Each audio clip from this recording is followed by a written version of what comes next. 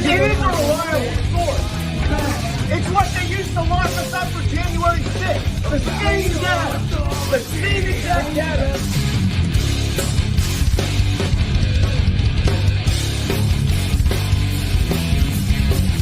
Open your eyes to a new world that you never knew existed.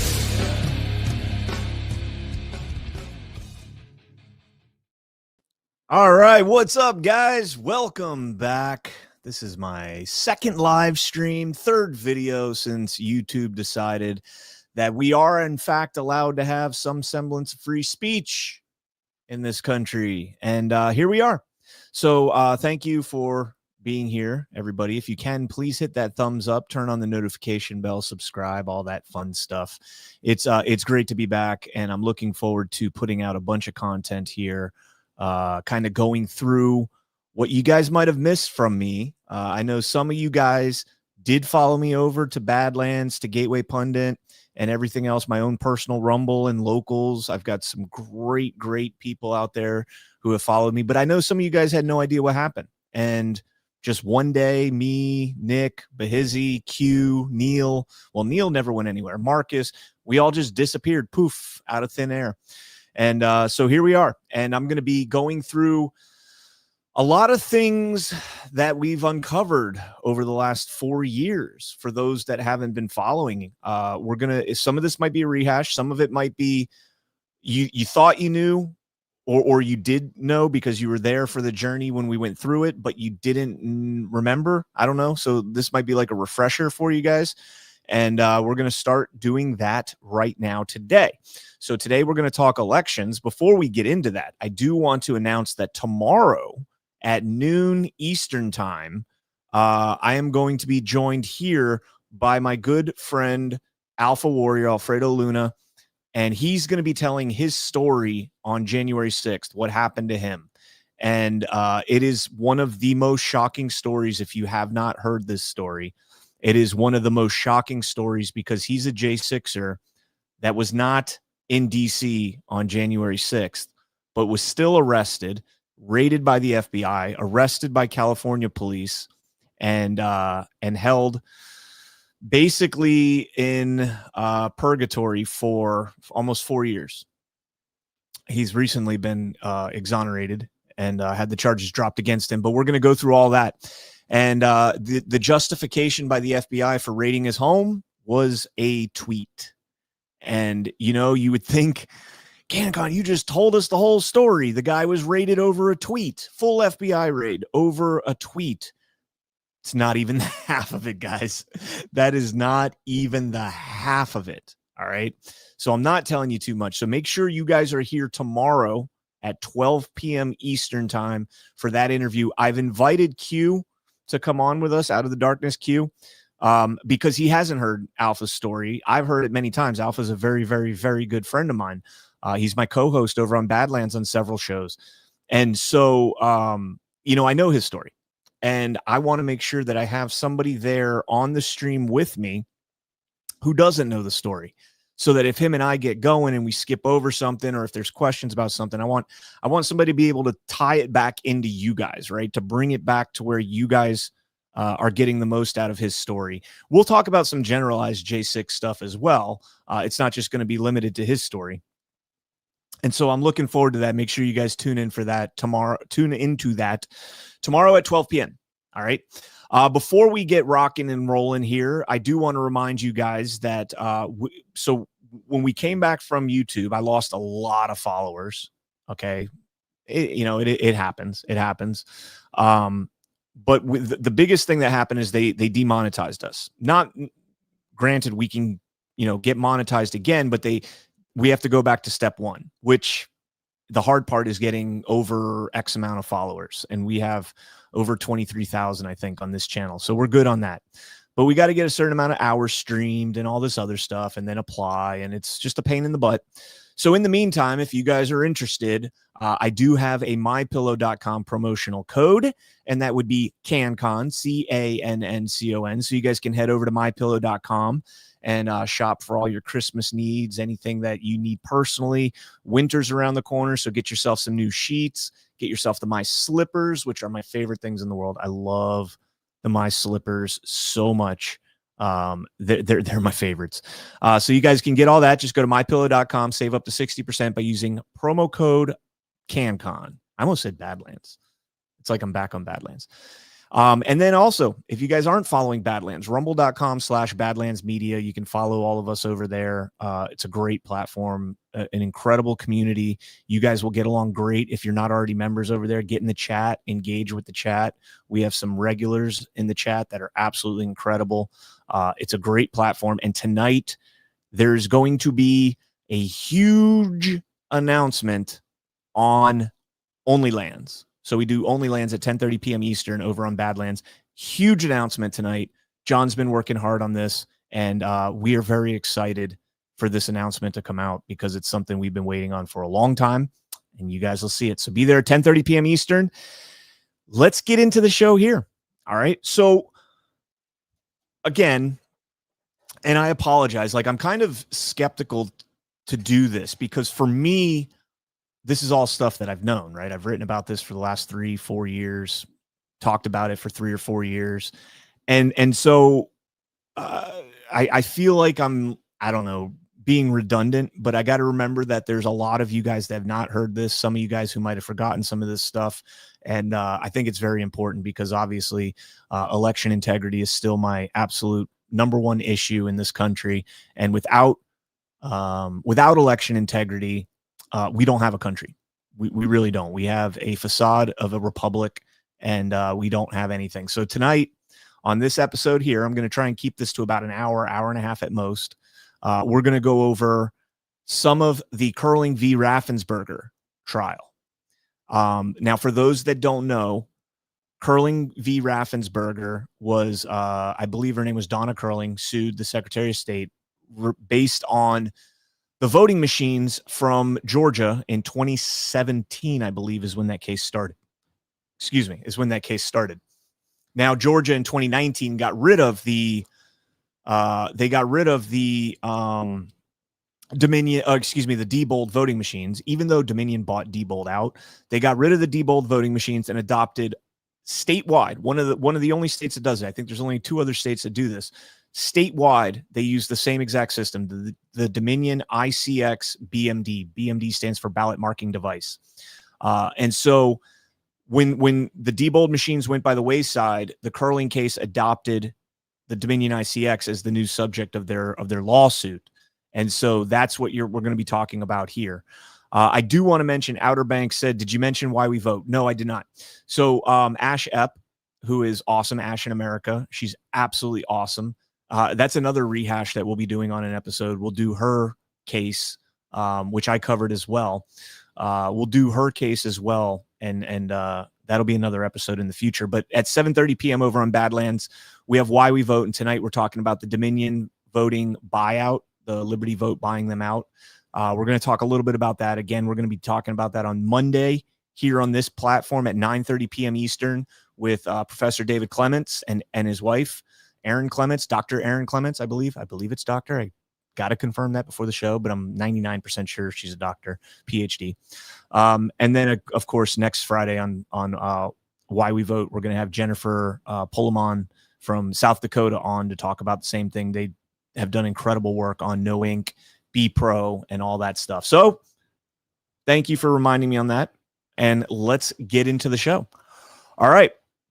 Let me share my screen here. It's been a while. And I'm trying to think of how I want to do this. Let's work backwards on this. Let's work backwards on this and start with the ruling that we got from Curling v. Raffensperger instead of into the actual evidence first. So let's start with the ruling. Now, I'm going to preface this by saying that this ruling from Judge Amy Totenberg, federal court in Georgia, in Atlanta, is probably one of the most concerning rulings I think I've ever heard. Because essentially what she ruled in this, first and foremost, it was dismissed for standing. Shocker, right? Shocker. We've all seen cases out the wazoo dismissed for standing. But what was even more concerning is what she said in her opinion on this case. So let's dive into this. From the Gateway Pundit, lack of standing. Federal court in Georgia rules that voters have a right to cast a vote, but not to ensure it is accurately counted. That's not a misspeak in the title there, because I wrote it and I don't misspeak often when I write stuff. So I try and make sure of that. So let's jump down here a little bit. I don't want to spend too much time on this. But here we go. In her ruling, Judge Totenberg acknowledged that, quote, although the QR code is used to tabulate each person's vote, voters cannot review the contents of the QR code to confirm that it accurately reflects their selections, end quote, and that the plaintiff's claims, quote, concern the interest in safeguarding the credibility and reliability of Georgia's elections. So for those that don't know, the Dominion ICX in Georgia prints a ballot for you. You go and you vote on a touchscreen, ballot marking device, right? You go and vote on a touchscreen. You press the people you want to vote for, and then you press vote, and it prints out a ballot. You go over to another machine, put the ballot in that machine, and it tabulates your vote and gives you a receipt and says you voted. Doesn't tell you who you voted for, who was credited, you were credited as voting for. It just tells you that you voted. Now, one of the things that has already been ruled unconstitutional in Georgia, which is shocking to me, President Trump included in his executive order back in March as well, is that a QR code is not adequate for verifying your vote, and you have to have a voter verifiable paper ballot. And if you cannot read a QR code, you have no way of verifying the vote contained in that QR code. No matter what it says in the little boxes and the little ovals, it doesn't matter. The vote is counted from your QR code, not from your filled in bubbles. The filled in bubbles are just a facade to make you think that that's how you voted. In reality, 95% of you probably did actually vote that way. But all it takes is 2, 3, 4% to swing an election, right? It took less than 1% in many places in 2020 to swing the election for quote unquote Joe Biden. So let's keep reading. Totenberg acknowledges that the issue of standing was brought up previously in the case, in the Curling case, with it being upheld both in her court and in the 11th Circuit Court of Appeals that plaintiffs did, in fact, have standing. So historically, in this Curling case, they had standing. The judge ruled herself. Not the Supreme Court, the 11th Circuit upheld that. Plaintiffs argued that they have standing because the voting system harms plaintiffs in two ways.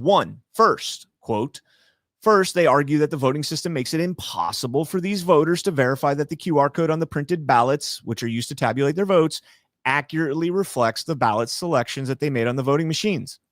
The second claim argues that, quote, voters are injured by having to complete the burdensome process of reviewing their ballot selections twice, once on the voting machine screen, and then again by verifying the limited information on their printed ballot.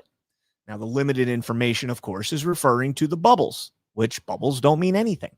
So that's why it says limited information. After considering these two arguments, Judge Totenberg, shockingly, in her opinion on this case, writes, quote, after lengthy consideration of the parties' arguments and voluminous trial evidence, the court concludes that plaintiffs lack standing to pursue their claims because neither of these asserted injuries constitute an invasion of a legally protected interest under governing precedent. Let me read that one more time. Neither of the asserted injuries constitute an invasion of a legally protected interest under governing precedent. So what were the two things? The first one was the ballots, the being able to verify it on a QR code. And then the other one is having the burden of having to look twice, right? Having to go through an unnecessary step verifying on the screen, and then verifying on the ballot itself. Let's keep going. Jump down here a little bit. So I highlighted this. It took 8 years for this case to go to trial. I went to the trial. I went and covered this trial. I was in Fulton County, Georgia for a week, sitting in the courtroom while this trial was going on. It took 8 years, a 17-day trial, 14 months of deliberation, and perhaps millions of dollars in legal fees and expenditures to determine standing or lack of. Absolutely unacceptable. Now let's get into the opinion itself. The judge later writes, quote, plaintiffs claim that this system injures the individual plaintiffs and the Coalition of Good Governance members by, one, preventing them from verifying that data in the QR code on their printed ballot, which is scanned for tabulation, accurately reflects their vote, and two, requiring them to undertake the burdensome process of reviewing their selections on the BMD screen and then again in the small, incomplete, human-readable text on their printed ballot. So pretty much just reiterating the two statements, the two problems that we read earlier. Upon lengthy consideration of the trial evidence, the court finds that plaintiffs lack standing to pursue their claims because neither of these alleged injuries constitute, quote, an invasion of a legally protected interest. Although plaintiffs have capably, thoughtfully, and diligently pursued their opposition to Georgia's use of the BMD system, the court cannot consider the merits of their claims without such a legally cognizable injury. In a press release from the Coalition for Good Governance, Executive Director Marilyn Marks said, quote, this decision effectively treats the right to vote as merely the right to cast a ballot, but not the right to know what vote is being cast and counted. That cannot be the law. A system where a voter has no way to know whether their ballot reflects their true selections is fundamentally incompatible with the constitutional right to vote.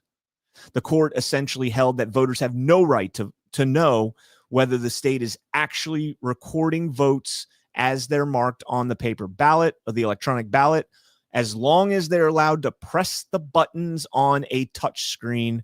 This renders the vote an illusion. So it took this judge 8 years and then a 14-day trial, which I sat through about 9 days of it, a 14-day trial. And then I think she deliberated for 14 months, over a year, that she went through and deliberated on this case, only to come out and say, you lack standing. Not only do you lack standing, and this is the most important part, folks, because this is a federal judge. So this is now precedent. The judge said that essentially you have a right to cast a vote. You do not have a right to know that your vote was accurately counted. Federal court, guys. This is on the record. They'll be reading about this decision in the future, unless, of course, they appeal it and it gets overturned. And I don't know if it's getting overturned or not. Excuse me. I don't know if it's being appealed or not. So we did actually, we did a thing about 6 months ago. Ash and I actually had Marilyn Marks on Why We Vote. And, we've historically been a little contentious with Marilyn Marks. We disagree on many, many things. We agree on a lot of things. I've always followed her. I've always respected her work and her diligence in pursuing this case. I think that there's a lot that she did in this case that was blinders, right? She's very much pro machine, just pro ballot, anti-ballot marking device. That was kind of the problem that we had when me and Ash had a little debate with her a few months ago. And that was kind of the ultimate dilemma that we had with her is, she believes that voting machines can be safe and effective, but safe and effective. Yeah, we used to not be able to say that word on here. Those three words together, safe and effective. But now, again, like I was saying, she's a little bit too pro machine, and I am avidly against the machines. So All right. So that's the first article. That's the article on the decision. Again, I sat through this trial. I was there the whole time. I met, some wonderful people. Garland was there. He was a co-plaintiff on the other side. So Marilyn Marks was the lead plaintiff, and him and Ricardo Davis were co-plaintiffs, voter GA. They did great work. I feel bad for both Marilyn Marks and Garland's camp for this being dismissed on standing. Of course, Garland has another case that was dismissed on standing at the state level, and then went all the way up to the Georgia Supreme Court, won, and has now been waiting over 1,000 days to be reassigned. 3 years, over 3 years. It's been waiting for a judge to say, okay, time to assign a hearing for this court date. But that'll be a whole nother episode. We'll get to it, guys. I've got so much content. I could probably do a show a day for like the next 6 months, to be honest with you. I'm not going to do that, but I could do that. Okay, so let's go ahead and jump into the next story that I want to talk about. And again, this is something that I was there. I was in the room. I covered this trial. I went there personally, and I was shocked by what I saw. So again, from the Gateway Pundit, Part 1, full scope of the Dominion ICX hack, excuse me, in federal court is far worse than just the Bic pen hack with a transcript, meaning I put the transcript in here. I was able to. So I wrote this article. I would go back to my hotel room after that night, or after that day in the trial. I would go back to my hotel room and I would write articles. And I was fortunate enough to be able to get the transcripts before they were publicly released, where you could buy them. So I had some sources, and I was able to get the transcripts. And so all of this is mainly straight from the transcripts. All right. So Dr. J. Alex Halderman, for those who don't know who Dr. J. Alex Halderman is, he is one of the leading experts on computer science around election machines. He's a professor at the University of Michigan, professor in computer science. And before the 2020 election, like a month before, I think September of 2020, he was given access to a Dominion ICX voting machine, and he took it home or back up to Michigan, wherever the case might be, and basically went through it and checked out all the vulnerabilities and put out this report. And when he was a witness for curling in this case, for the plaintiffs in the curling case. And when he submitted that report, it was a 90-page report. It ended up getting sealed, meaning the judge sealed it from the public. Everybody was forbidden from looking at this report, including, I believe, and don't quote me on this, but I'm pretty sure if I remember correctly, even the plaintiffs and the defendants could not see the report. No, excuse me. That's not correct. CISA could not see the report. Cyber Security Infrastructure and Security Agency, CISA. Remember the ones, most secure election in United States history, Chris Krebs. That's CISA. So they weren't allowed to see this report. The judge actually gave an order and said if they want to see it, they can file a motion to unseal it for them, ex parte or whatever, and they can look at it, and that's it. So then eventually we get these 9 vulnerabilities. So DHS, which is CISA's under DHS, CISA's finally able to get access to these reports, to this report, and they put out this 9 vulnerabilities advisory, and it was a joke. It was an absolute joke. So let's get into my reporting now that we kind of have an overview of who Halderman is and why he was significant to this case. Before we keep going, Bill Bailey, man, rest in peace, brother. He tomorrow is actually the anniversary of him passing. 1 year anniversary tomorrow. Hat tip to Marta for reminding me of that. October 18th, 2024. All right, let's get into it. So Halderman was able to successfully gain, quote, super user access to the Dominion ICX ballot marking devices using nothing more than a pen. Just a pen. That's it. Just a Bic pen. This was a big story when it happened. In June of 2022, CISA published a report detailing 9 critical vulnerabilities on the Dominion ICX BMDs based on the then sealed report by Dr. Halderman. The 90-page report has since been unsealed. We did a Why We Vote episode where we went through that. I had Clay Parikh on, which if you guys don't know who Clay Parikh is, he is a former, first off, he's an ethical hacker. He's got like masters and all sorts of degrees in cybersecurity and everything else. Brilliant, brilliant man. Don't let him hear me say that. Don't. So if you guys ever see him in the chat, don't tell him I said that. But he is a brilliant man. He's a Marine, so I joke with him a little bit once in a while. He's a friend of mine. And he was a voting system testing lab tester. So he actually worked for ProVNV. He was contracted with ProVNV and went out and tested these machines.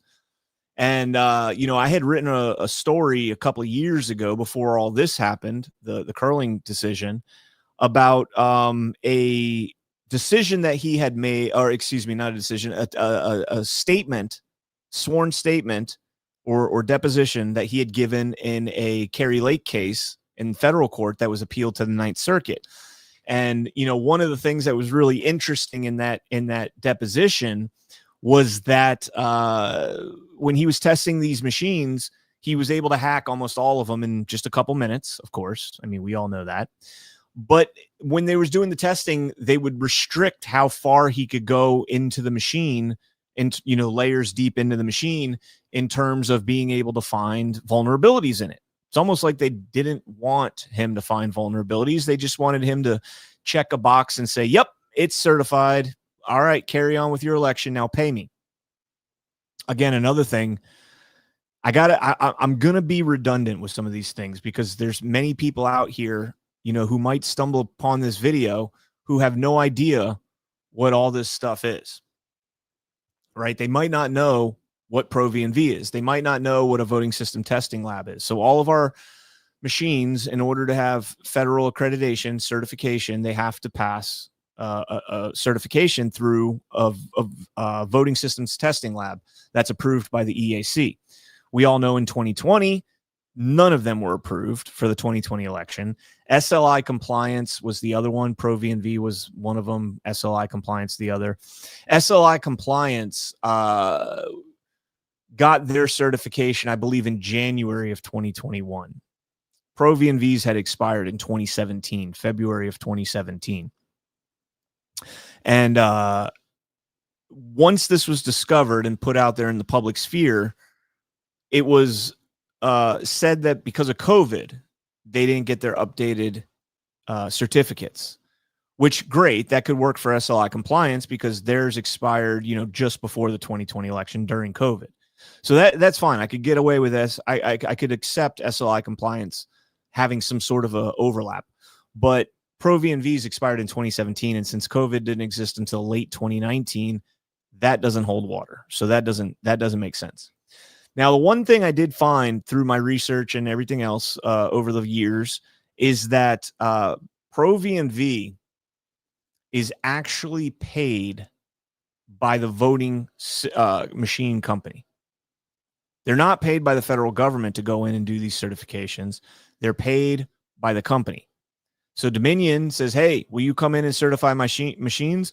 And they say, sure, we will. We're a government agent. Oh, wait, no, we're not. We're being paid by the government. Oh, wait, no, we're not. You're going to pay us? Oh, okay. Well, we'll make sure we certify to your satisfaction. That was literally on their website, by the way, that we want to ensure that we certify your systems to your satisfaction. That was on their website. I think they've changed it since then. So now you know who the VSTLs are. So now we can get into the story a little bit more here. And again, I apologize. I'm going off on these tangents here. Halderman was able to use the Bic pen to press the power button on the back side of the Dominion ICX BMD for approximately 5 seconds, which rebooted the machine into safe mode.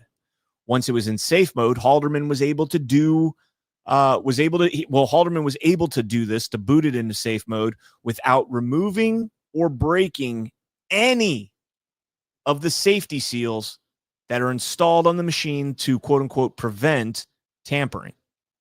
So you take the Bic pen, the hole you put it in is not covered. There's no seals. There's no way that you would ever know that somebody messed with it. Once the machine's in safe mode, Halderman was able to launch the Android launcher. He noted that the Android 5.1 that the machine was using is severely outdated. 5.1, current Androids run version 14. So 5.1 is the first update on version 5. Android is on version 14. When asked if Android 5.1 is still supported by the manufacturer, Dr. Halderman answered, quote, "It is not." So the Android launcher being used on these Dominion machines does not even have software updates. You know how like when you're on your computer and you get a patch update and it says Microsoft needs to install updates and you have to update your computer. The reason for that is because somebody found a bug in the system or, you know, something that a glitch, whatever you want to call it. And Microsoft said, okay, thank you for pointing that out. Let us remedy it. They remedy it. And then they send out an update in the code for everybody to update. They don't go looking for these problems. That's something that's always important to remember. So when you get these patch updates, it's not often, if it ever, is not because Microsoft found a problem with their system. It's because somebody else did, and Microsoft is addressing it retroactively rather than proactively looking for problems here. Okay. Counsel then asked Halderman what he could do with this type of access. Quote, well, here we have the file manager. This is an application that will let me on-screen navigate through the files on the machine. You can use that to copy or delete files or to open them up in an on-screen text editor and edit or even change the contents of the file on the screen. Here we have the settings icon that allows you to change any of the operating system-wide settings or to remove or install software on the device. This is all being done at in federal court. He's doing this in front of a judge. So through the settings application is one way that someone could directly install malware using this safe mode vulnerability. Halderman then discussed an application called the Terminal Emulator and called it, quote, particularly powerful. The emulator allows you to run a command called SU or super user.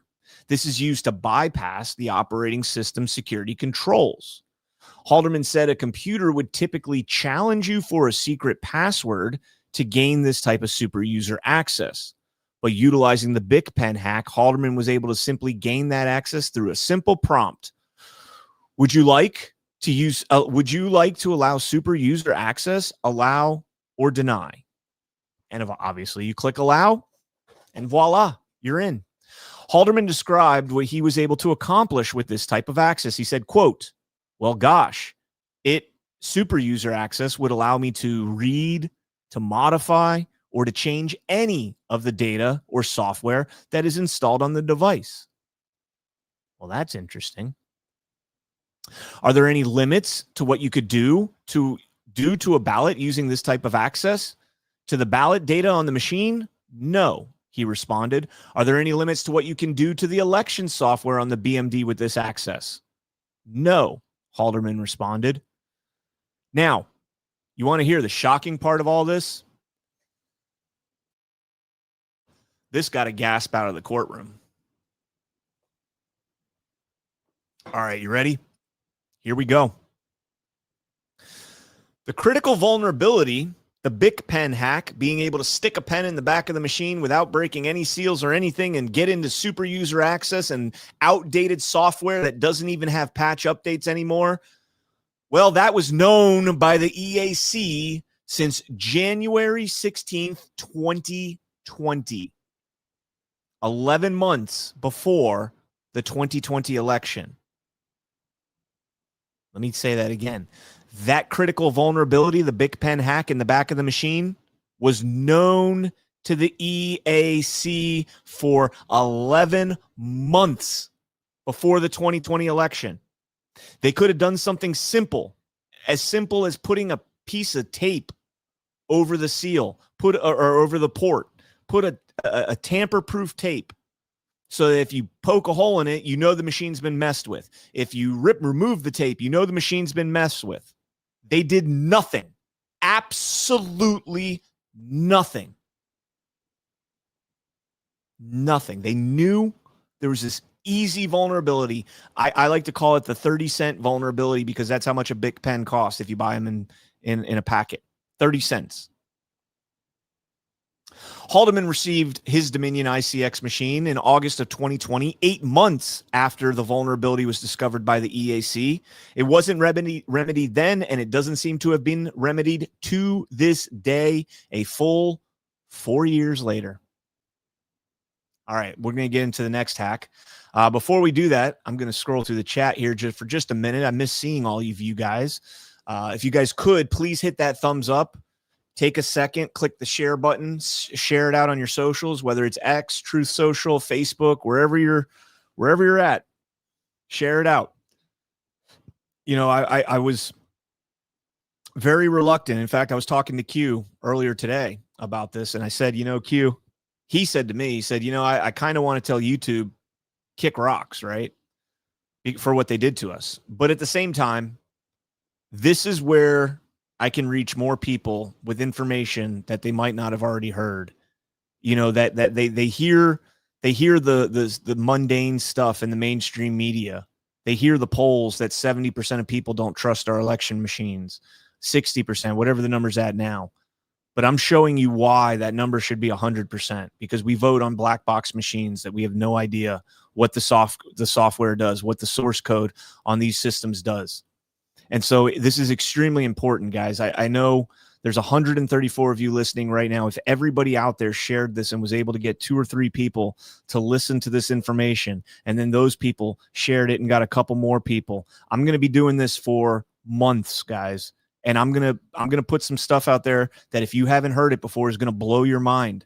And this is all stuff that was censored because the Joe Biden government turned the screws on Google and ABC Inc., Alphabet Inc., to stop us from being able to talk about this stuff. None of this was ever conspiracy. All of this has been backed up by evidence, whether it's circumstantial evidence, whether it's suggestive, or whether it's just hard evidence. What we're dealing with right now is what we would call hard evidence. Now, does it show that this has been done? No, it does not show that any of these vulnerabilities have been exploited, and that is a factual statement that Haldeman has said throughout his career, looking into, not career, but throughout his time looking into this. However, one thing that's very important with Dr. Haldeman is he did not look at the 2020 election specifically. He did not look for fraud. So when he makes those comments, he doesn't know for certain. He says there's no evidence that this was used because he didn't look.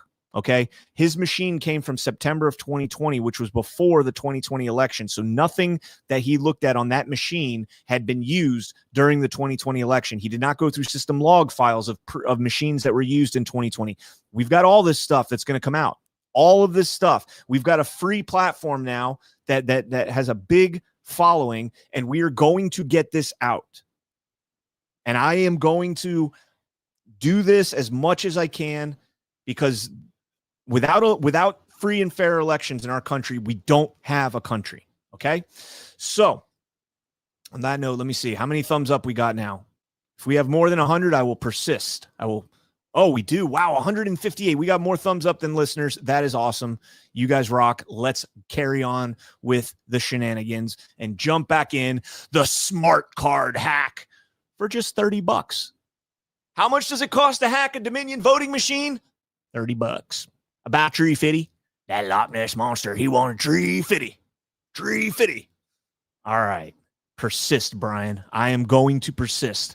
I am going. We will not stop, man. We will not stop. Yes, he did. And I was the very first person to platform Matt DePerno when he did that. Good friend of mine. Bill Bailey, also a good friend of mine. Awesome people, man. We've got the goods, guys. It's on our side. We've got the wind at our back. Let's get into this. The Dominion ICX has several variations of cards that allow different functions. Technicians, poll workers, and voters all have specific cards for their use. Voters are given a one-time use card when they register to check in to vote. Did anybody here see the documentary Not Hacking Democracy, Kill Chain? Did anybody see that documentary? Ooh, I should tell you guys a story about when I bought Hari Hursty a whiskey drink in South Dakota at Mike Lindell's symposium. You guys, for those of you that haven't been following, like there's been so many cool things that have happened over the years with our elections, like, and just, you know, this journey that I'm on, the people that I've met and stuff. Like, you guys have no idea how much cool stuff has gone on. Like, well, okay, meeting Hari Hersey is not cool, but the story is cool, right? And so we'll get into that. Maybe if we finish this quickly here, maybe I'll tell some stories. All right. Halderman purchased some smart cards online for about $10 each, and then utilized a USB smart card reader for $20 on Amazon, and was able to use that to create a counterfeit poll worker card for the Dominion ICX BMD. Halderman then created a voter card by utilizing his software and the same equipment, and that voter card could be used an infinite number of times and in any location county-wide. So in other words, you could go into a voting place with the same card and keep putting it in, and vote every time. Now, that wasn't very impressive to me. When I was in the courtroom, I was like, okay. I mean, but there's only so many times somebody can go in there and cast a vote and drive from precinct to precinct until they're going to figure out that, this person's voting more than once all over the place and that kind of stuff. So it's not, that's wasn't a big deal to me. The next two are the big deal. The third type of card was more significant. Quote from Halderman's testimony under oath. This is in federal court.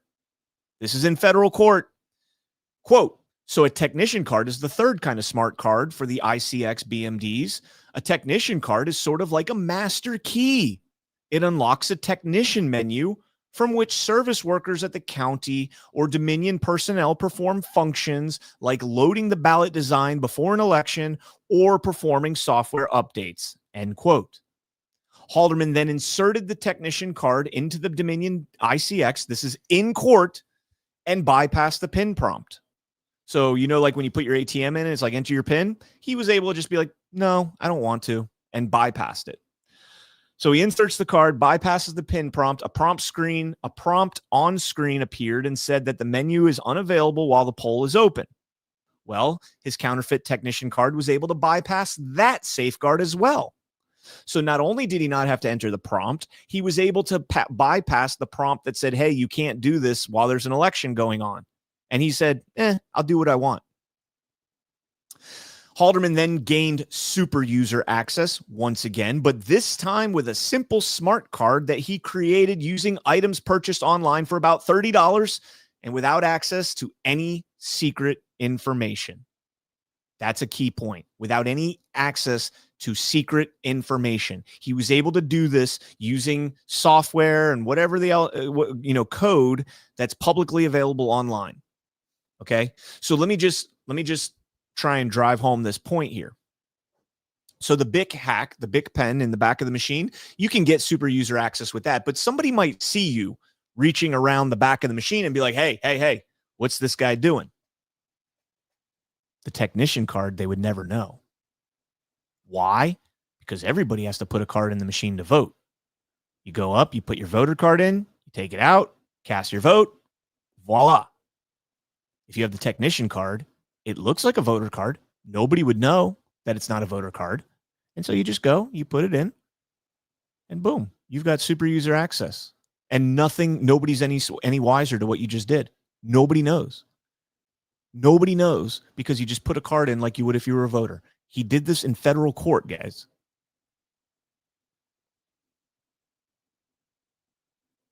Reading on. Counsel then asked Halderman, quote, can automated commands be used to cause the machine to print ballots that do not reflect the voter's intentions? Yes, they can, he responded. Did you need any non-public information to make the technician card? Remarkably, no, Halderman responded. Again, let me read this part one more time, guys. Pay attention to this. Can automated commands be used to cause the machine to print ballots that do not reflect the voter's intentions? Yes, they can. Did you need any non-public information to make the technician card? Remarkably, no. So you can have not only can you have the technician card that is going to be very similar to the voter card you put in the machine. You don't need to do anything on the machine. You put the card in and the commands are automated, meaning it automatically is going to go through and do all the functions that are programmed onto that card. And so you don't even have to be an expert in programming and hacking, any of those things. You just have to have one person that makes the cards and then distributes them out to anybody. And they go to the machines, they put them in, and just putting the card into the machine essentially hacks the machine. And then he said, a ballot, can it make the machine print a ballot that does not reflect the voter's intentions? We'll get further along in this. It gets worse. All right, so that is part one. And I feel like I really want to get into part two. I've got about 45 minutes, so I think we've got time. I'm not prepared to get into part two, so I'm going to peruse through my article. Remember, I'm like a sponge, okay? This stuff has been in my head for 5 years. This is what I live and breathe. And so this information is ingrained in my head. It's something that I'll never forget. So we're going to get into this part two here. And this is where it starts to get really shocking and concerning. So again, I can't say this enough, guys. Please share this out because you guys need to be able to, people need to know how vulnerable our voting machines are, because this is not exclusive to the Dominion ICX. This is across the board. All of these machines can be done this way. The ES&S DS200 has their votes in a barcode. It's not a QR code. It's in a barcode. They're not verifiable by human text. Not all of them. Some of them are. Some of them are not. And so this is very important because most people don't know this, and it's been kept from us by the gatekeepers like YouTube, like Google, like the mainstream Mockingbird media that have told us safe and secure, most secure election ever, when we just read the same entity, CISA, that told us most secure election ever on November 7th, 2020, also knew that a BIC pen could hack these machines in under 5 minutes. Okay? All right, let's get into it. Part two, full scope of the Dominion voting machine hack in federal court is far worse than just the BIC pen hack. Audit logs can be edited. In part one, we went over all that testimony. We don't need to rehash all that. Let's jump down here.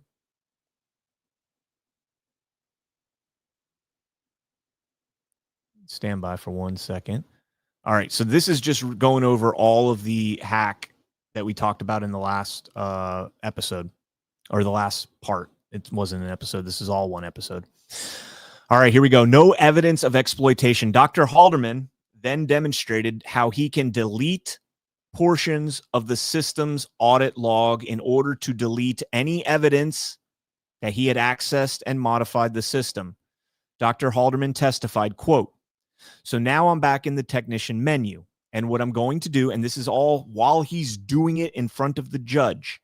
So now I'm back in the technician menu, and what I'm going to do is I'm going to go to the file manager and open the ICX's audit log file. This is one of the log files that the machine creates, and I'm going to open it with the on-screen text editor. What I have just done with the technician card is I have loaded this technician card with the automated commands that I want to run in a way that they appear in the audit log. But I'm going to open the audit log and edit it with the on-screen text editor. I'm actually going to highlight a portion that came from my card and hit the cut button to move it to the machine's clipboard. And I'm going to save the audit log just to show you that I can delete portions of the audit log with the on-screen text editor. Dr. Halderman described it as deleting log entries, quote, that would otherwise be evidence of some malfeasance. He can cover his tracks from anyone being able to discover the access that he had and what he was able to do to the Dominion ICX BMDs. Seemingly for demonstrative purposes, Dr. Halderman performed each step manually, but he testified that it can be done programmatically. Insert the card, let the machine do the rest. He also testified that he can quickly insert a command that would, quote, take the other automated commands out of the log file that were copied from my technician card and execute them. So let me just again, I want to make sure we're getting this perfectly clear. We talked about, they asked him, can these technician cards be automated? Can you put it in and it automatically does what you want the machine to do? Yes. Now we're finding out, he describes the process he went through to basically cover his tracks, right? It's like covering your tracks when you're walking through the woods so people can't track you. That's exactly what deleting the audit logs would do. There's no trace that you ever did any of these things. But that sounds complicated. You got to pull up the on-screen text editor. You got to go and find the audit log file, or excuse me, the commands in the audit log, the prompts. You got to delete the prompts, and then you got to do this and this and this. Nope. That can be done automatically too. All of it can be done automatically. Put the card in. It changes the votes, changes the way the machine is going to display the votes, and then it erases the tracks. I would have been kicked off of YouTube about an hour ago, and I just started 53 minutes ago. I would have been kicked off an hour ago for even thinking about talking about this on YouTube. But it is testimony from a nonpartisan. If anything, Halderman is more of a lefty than he is a conservative by far. A nonpartisan professor, PhD, a doctor, Dr. Halderman, in computer science at the University of Michigan, one of the most respected computer science professionals in elections in the country, testifying to all of this in federal court under oath and demonstrating it in front of the judge. We haven't even gotten to the worst part yet. The Bash Bunny, not Bad Bunny, the Bash Bunny. Next, Dr. Halderman demonstrated perhaps the most serious of the vulnerability exploits in the author's opinion, at least. In this author's opinion. That's me, by the way. This author's opinion. That's me. The following demonstration was not done live in court, but rather through a continuous video recording utilizing the Fulton County Dominion ICX ballot marking device. This video was played live before the court. The quote-unquote attacker in the video reached behind the printer that accompanies the Dominion ICX and unplugged the USB cable and plugged in what is called a Bash Bunny. The device looks like a big USB stick with the Bash Bunny, but with the Bash Bunny, the attacker is, quote, able to load it with a sequence of commands that will then send to the device as if it were a keyboard. The Bash Bunny will start driving the device, and you can see that it is moving through a sequence of things on the screen. This is the USB device controlling the screen. Sorry, let me go full screen here.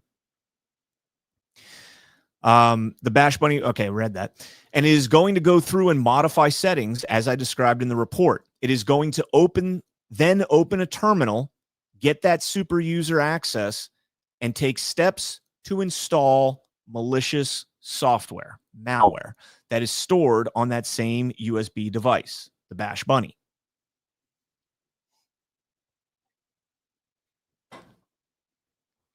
All right.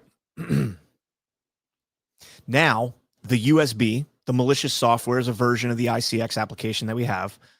The USB we have extracted from the machine and slightly modified it to add some malicious functionality.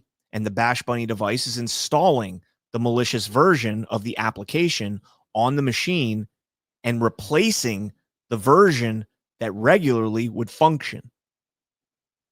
All of this was done automatically.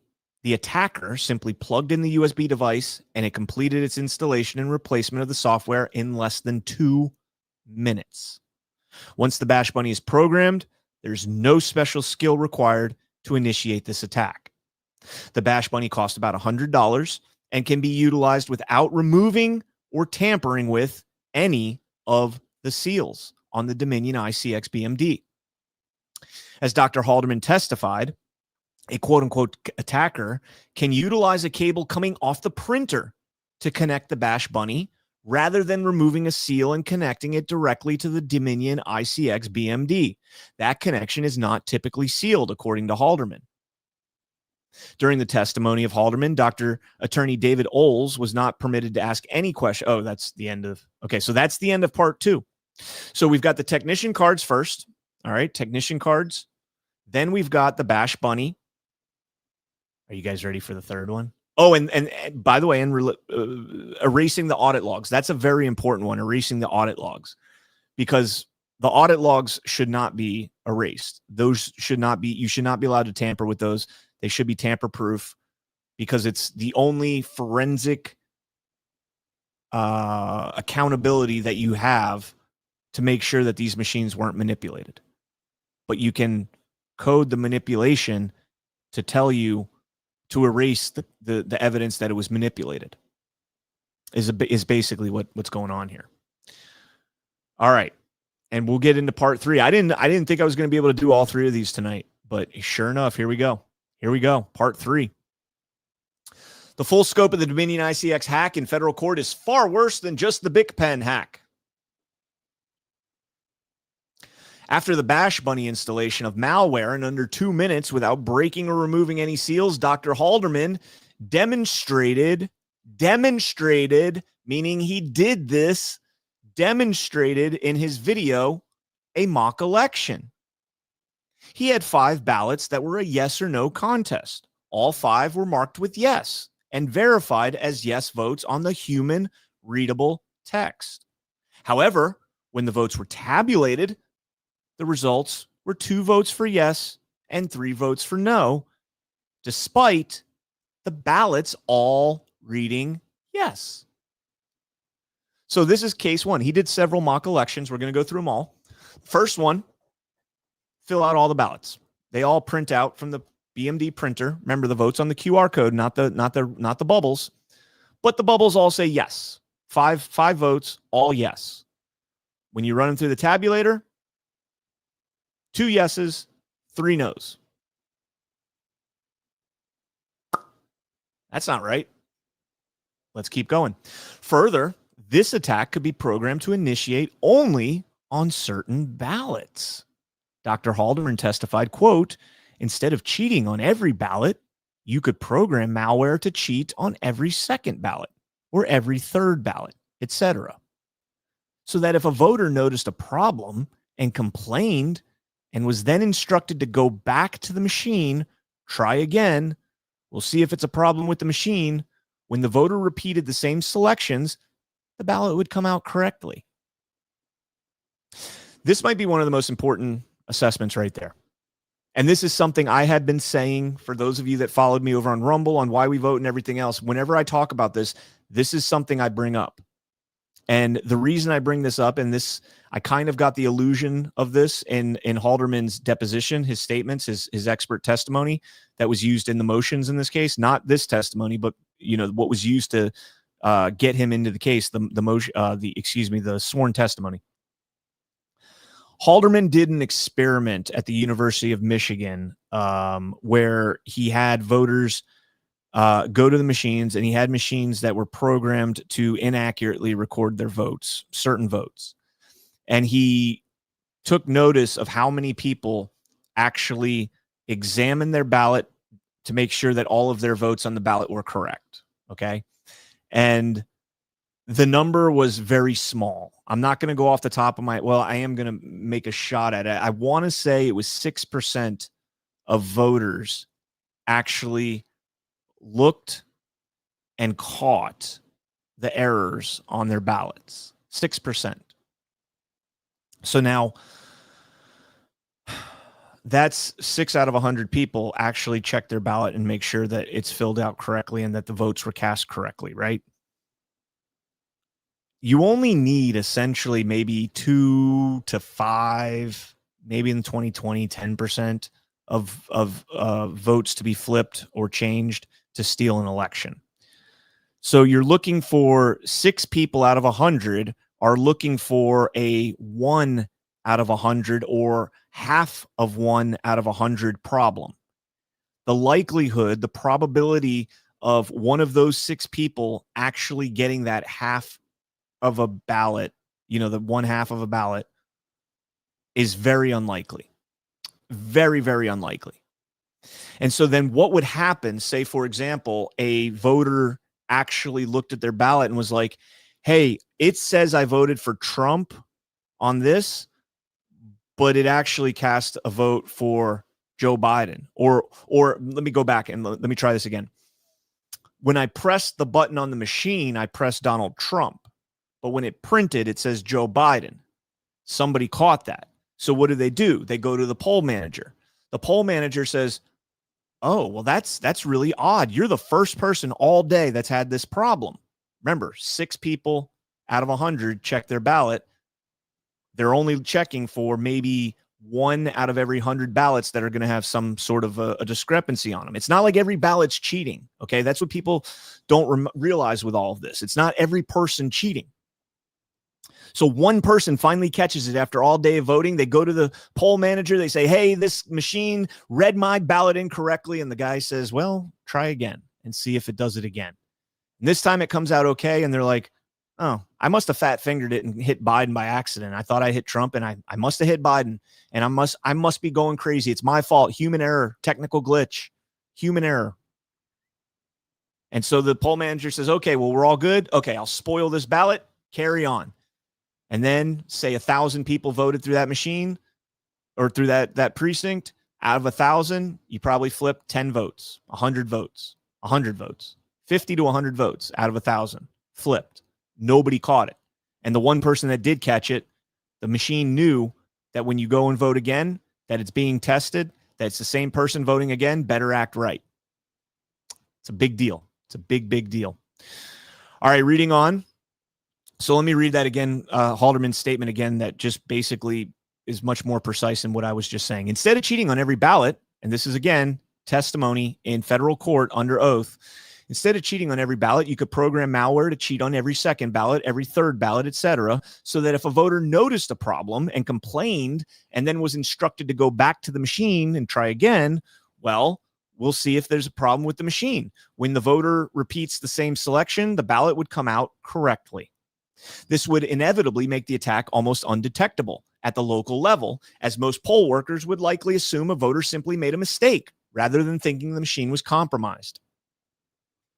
This could also be used to program the Dominion ICX to either subvert the logic and accuracy test by starting only after a certain number of ballots have been created, or to detect it being tested based on the date and time. It can also be programmed to only become active on election day. Oh, and it can also delete itself after an election so that it passes any audits or testing of the machine that are conducted, according to Dr. Halderman.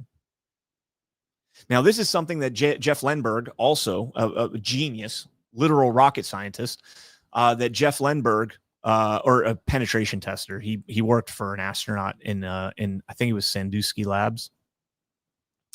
This was another thing that he had theorized with the machines, is that the machines know when they're being tested, and they know to act pure for X number of ballots, because logic and accuracy tests are a predetermined number of ballots. And then after that, it can implement the hack.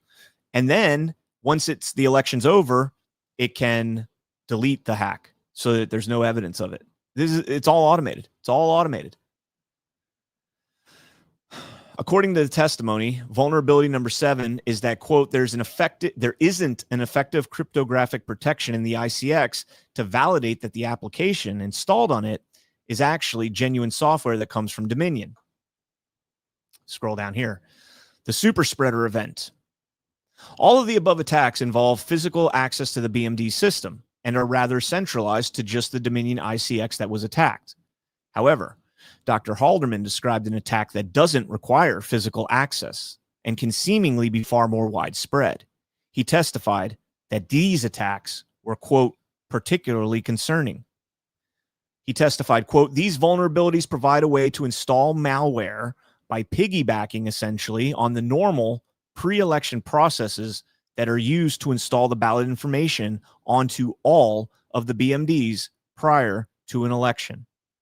All of the BMDs prior to an election, end quote. Dr. Halderman described the pre-election process that is undertaken before each election, where every Dominion ICX is loaded with an election definition file. This file tells the BMD what it's supposed to be on the ballot for that jurisdiction. Election definition files are created for the entire state at the Center for Election Systems in the Secretary of State's office using an election management system. The computers used to create these files are running Dominion software and are quote-unquote disconnected or presumably quote-unquote air-gapped. The definition files are copied onto USB sticks and then sent to the counties to be installed on their election management system, which is also quote-unquote disconnected. An attacker could, quote, make certain modifications to the election definition file in a way that allows the attacker to overwrite other files on the BMD when the election definition is loaded, end quote. This attack would not be readily observable by the user, but once installed, the attacker would, quote, get the ability to overwrite another part of the data on the system. This attack could grant super user access without as much as a prompt. The Bic pen gone, the Bash Bunny gone, the technician card gone. You don't even need that. Automatically. And because it originated in the election definition file, this would infect every Dominion ICX in the county that the attack targeted. Dr. Halderman testified that this type of attack could originate with an election insider or someone who broke in or obtained physical access to the election management system computer. All that would be required is to simply switch out the election definition file and put one created by the attacker in its place. An election insider. Does anybody remember? I don't remember if I talked about this on YouTube or not. Does anybody remember who ran the logic and accuracy testing in Fulton County, Georgia? I'll give this a second. Does anybody remember who ran the logic and accuracy testing in Fulton County, Georgia?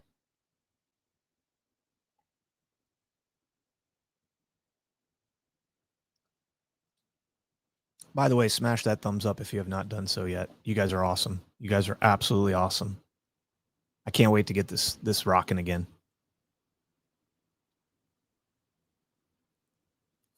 All right. Dawn says, good to see you, Dawn. I do, but I can't think of the name. Tell me. Shubaby says Rick Barrow. I think you mean Rick Barron. Incorrect. I remember Favorito Garland in Georgia. Nope. Was not Garland. DL, good to see you. Good to see you, Independent, by the way. Nobody knows who ran the logic and accuracy testing in Fulton County, Georgia, huh? Dominion. Dominion ran the logic and accuracy testing in Fulton County, Georgia. It was not a state official. It was not a sworn election officer or official.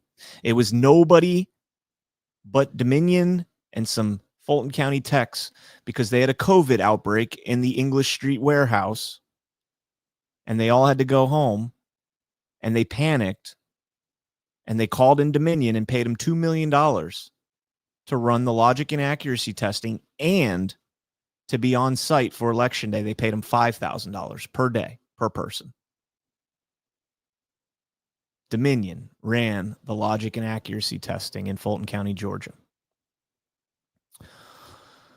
So all of this stuff is really important because there's a lot of like situational things that took place in Georgia, not just in Fulton County, all over Georgia, that allude to these claims that Halderman is making here. So, all right, let's get back into it. The facade of security. Lastly, Dr. Halderman testified that the version of Microsoft Windows being run on the EMS was a 2015 version that had not received any security patches. 2015 version, 5 years of no patches. I have to do patch updates like every week. I have to update my Microsoft. They hadn't done any. Where else did we see that? How about Antrim County? Remember Antrim County? The heck was his name? Ramsland's report, the Russell ASOG report, Allied Security Operations Group. Remember their report? They said the same thing. that the software in Antrim County had no antivirus updates, no system patch updates, nothing. Further, the Windows Defender antivirus software was also significantly outdated. Halderman says, quote, the antivirus software installed on the machine, Windows Defender, had antivirus definitions that were more than a year out of date. And as a result of that, the system contained a large number of known and unpatched vulnerabilities and not antivirus updates that would cover even known malware, let alone malware specially crafted for the purpose of attacking the server. When we talk about election systems, you guys got to remember a lot of these are COTS systems, customer off the shelf. Why can't I think? Consumer off the shelf, right? Meaning just stuff you buy at a normal store. Like you go to Best Buy and you buy the computer. That's COTS, consumer off the shelf. So when you think about a $26 trillion economy and the election for the leader of the free world, you're going to see some malware attacks that are a little bit more sophisticated than somebody trying to get your bank account information. Okay. Reading on from Halderman's testimony, among the vulnerabilities in Windows that were not patched was a known vulnerability that Microsoft had categorized as critical that would allow malicious software to automatically launch and install itself from a USB stick. Exactly the sort of vulnerability that would enable a Stuxnet style attack if an infected USB stick was attached. Well, that sounds very familiar. Where is my fourth part? Because that's the end of the third part. And I want to get to my, well, you know what? I can tell you. No, let me actually get the part 4.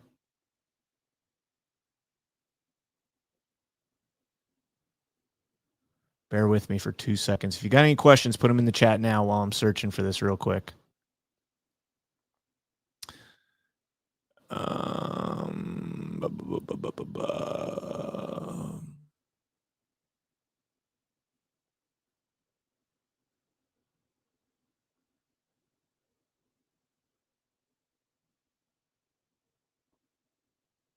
Huh. I thought I had a part 4. Did I never write part 4?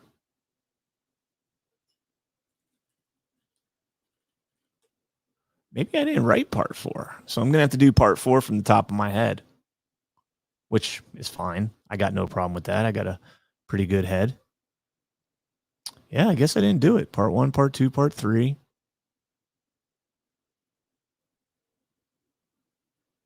Huh. Oh, that's going to be a good series right there. I can't wait to get into some of these things with you guys. We're going to have so much fun, but at the same time, we're going to piss ourselves off. We're going to piss off a lot of people. A lot of people. I'm not suicidal. I'm not suicidal. Okay. So I don't have part 4 apparently. So I'm going to do this off the top of my head. So, all right, here we go. Well, let's see. I said, if you have questions, why isn't anyone looking at this? Kari Lake was one of the biggest upsets. We did look at Kari Lake. We looked very hard at Kari Lake, and we put out a lot of good information on Kari Lake. The judges stopped us. They stopped them. So again, you know, telling you guys, like, since I left YouTube and started working on all this, I've made some very good friends in this movement, in the election integrity movement. I've met, you know, people that that are doing all the work, very hard work, some of it behind the scenes, some of it out in public. You know, I've gotten the opportunity to interview Kurt Olson, Clay Parikh. Clay Parikh's a friend of mine now, you know, like I said earlier. You know, Cleta Mitchell was on Why We Vote a few weeks ago. Just a lot of these people, you know, I've been in contact with, and you know, a lot of them would reach out to me if they needed like an idea. Like they would tell me, like, this is what we're seeing here in Arizona.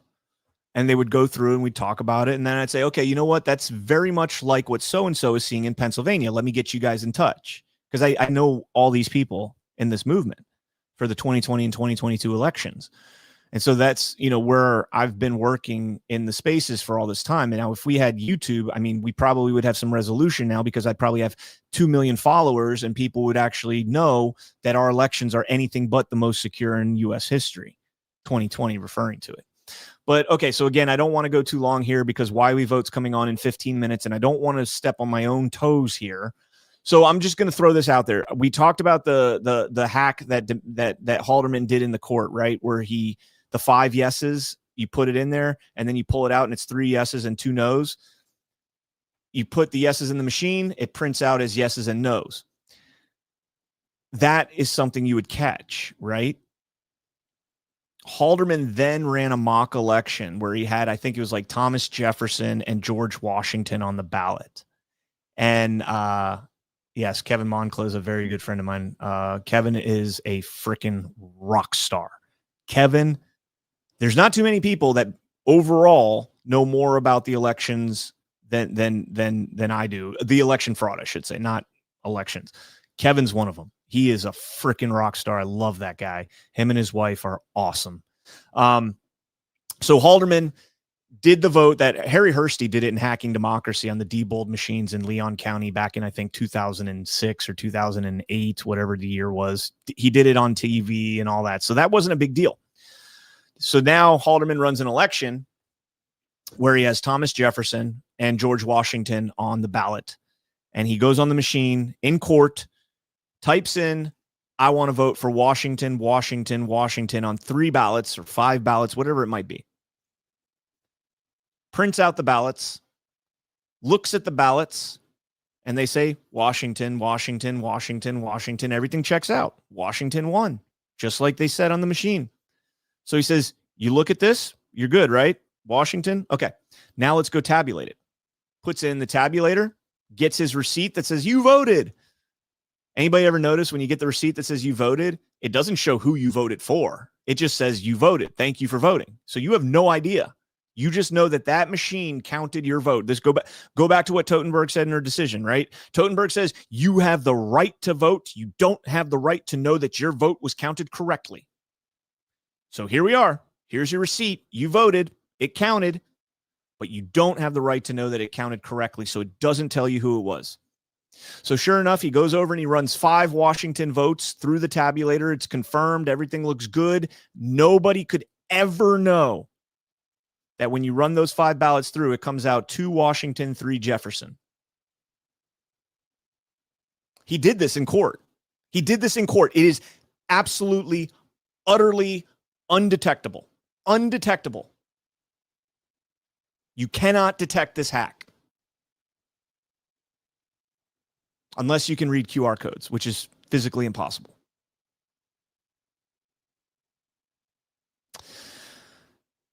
I used to joke with Liz Harris when we used to do shows together. Unfortunately, I think I made Liz mad one day when I said something I wasn't supposed to in an article, and I deeply regret that. And I hope she doesn't hold a grudge against me for that, because I did not.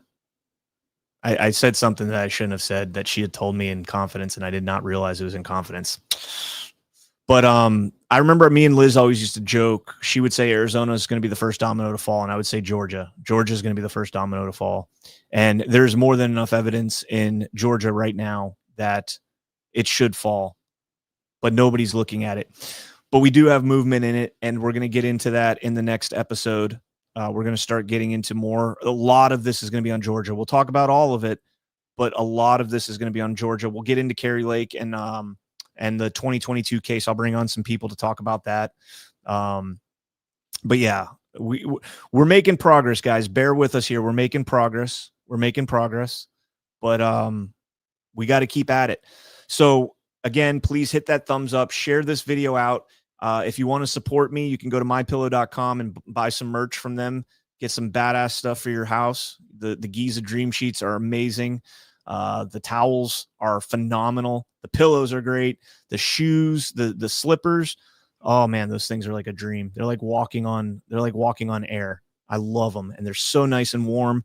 This winter, they'd be great. So go to mypillow.com and use promo code CANCON, CANNCON. I've got a couple other sponsors that I'll be talking about here later on. But again, we'll see you guys. Oh, so let me tell you the story about Hari Hursty. So I went to the symposium, the cyber symposium in South Dakota. I'd been kicked off of YouTube. We got kicked off in June of 2021, and the first symposium was August. So we were already off of YouTube by then.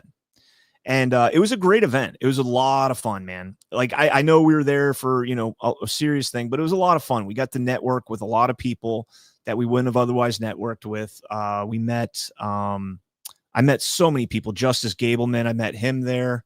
I met Mark Fincham, Wendy Rogers, just a bunch of people. Tina Peters. That's the first place I got to meet Tina Peters.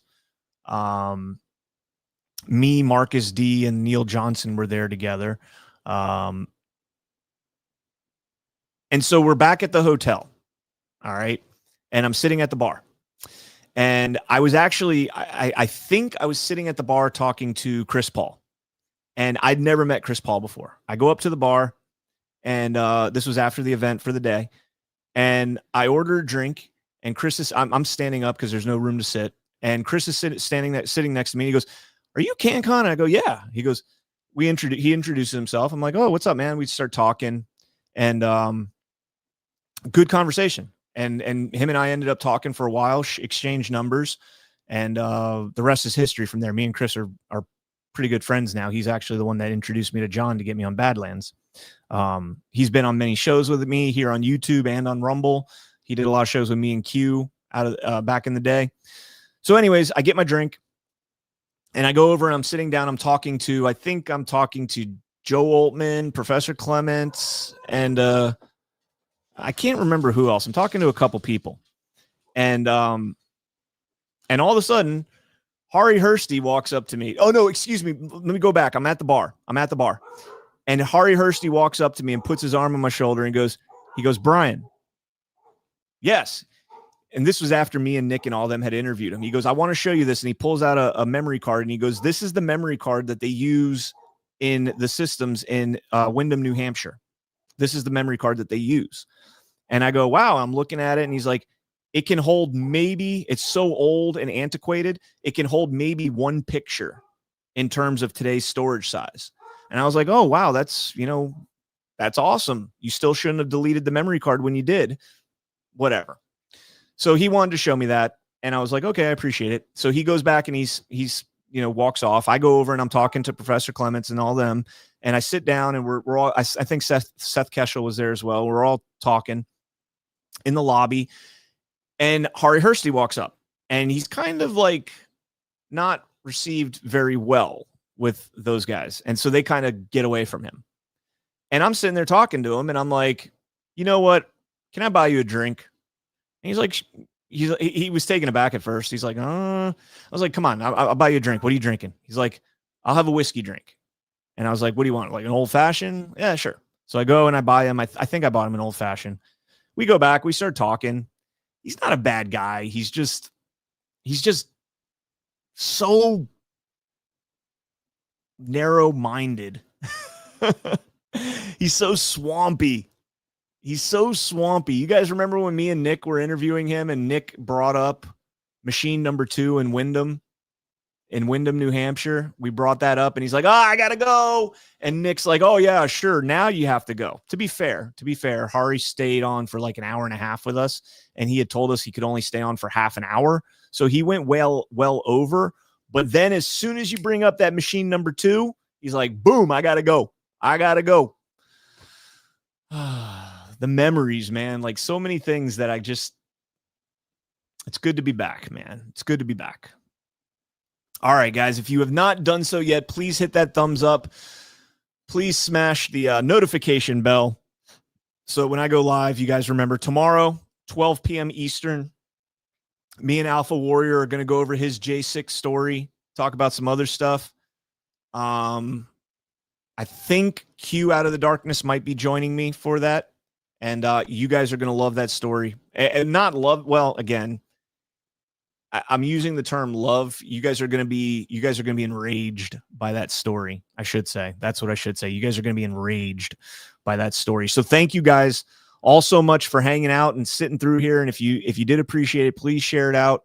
Tell people, hey, this is all on court record, right? This is all recorded in the court, and get this out to as many people as you possibly can. I saw somebody in the chat say that, what did they say? Les Carmel says, congratulations on your epic return. Your Badlands family loves you. Thank you. I love my Badlands family. I love Badlands so much. All the people there, the people working at Badlands, the people, the creators, Chris and John and Ash and Alpha and Gordon and Zach, all the people over there, man. I love them all. And the people behind the scenes, I love them. And all the people we've met at all these GART events that we do. Every 3 months, we do an event in a different part of the country. We've been to Vegas, South Dakota, Massachusetts, Florida. We haven't done Georgia yet. California, Texas, all over the country, speaking at these events. And, there's always probably anywhere between 300 and 500 people that show up, and then thousands that watch online. And it's so cool, man, to meet all you guys. And we have a good time, man. We have a good time when we hang out. We hang out at night and we do karaoke and we party, man. We're all human, right? Let's have some fun together. And then we get serious during the day, and then we go back to partying at night, and it's a great time. We have such a great time. I've never seen an event that's more inclusive than our GART events. I've been to all sorts of events, and I've never been to one before where everybody's hanging out as a community, not as speakers and then the audience. It's so much fun, guys. Then Ghost falls asleep. Ghost falls asleep on one of the audience members, and my wife takes a picture at 2:00 in the morning of Ghost like this, sleeping on a Badlander. And he gets memorialized forever in infamy. He is now a calendar. They made a calendar out of Ghost. The most epic thing. I'll have to show you guys that next time. But all right, guys, be sure to jump over to Badlands Media right now, rumble.com/Badlands Media. Why We Vote is going on in about 2 minutes. Ash and I are talking about Dominion and Liberty Vote and the buyout, and it's going to be a lot of fun, but it's also going to be, again, enraging. We're having fun doing this, but we're also we got to get mad. We got to get active. Don't get mad. Get smart. Get loud. We need our voices heard. All right, guys. Thank you all so much for tuning in. Stay frosty. God bless each and every one of you. God bless America. Make the fortune cookie country pay for this.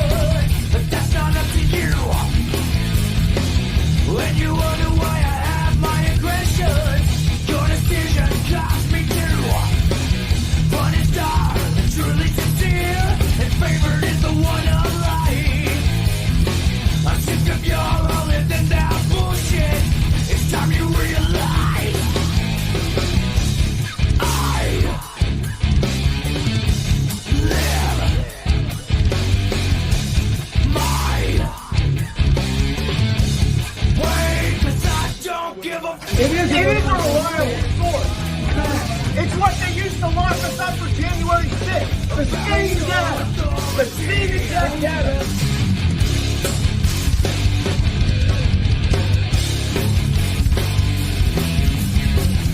Open your eyes to a new world